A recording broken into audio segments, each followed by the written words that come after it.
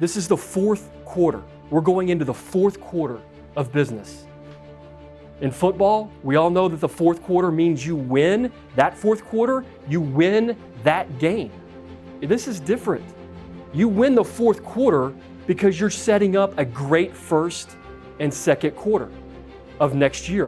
While other people are going to be taking some time off during this fourth quarter, and they're going to be maybe slowing down because, hey, we got Thanksgiving, we got Halloween, we got Christmas, we got all these other things to come about, right?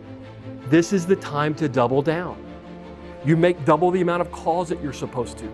You say yes to every single appointment that you need to say yes to because you don't know why you're in that meeting. You could be in the meeting to impact their life, or you could be in that meeting because you're going to network through that person to get to ultimately your client. It's your time right now to impact your life.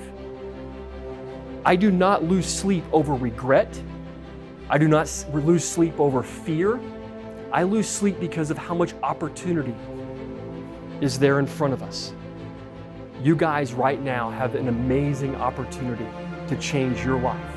At your age, the trajectory of where you want to get to. Do not allow anything, anyone, or any obstacle get in your way.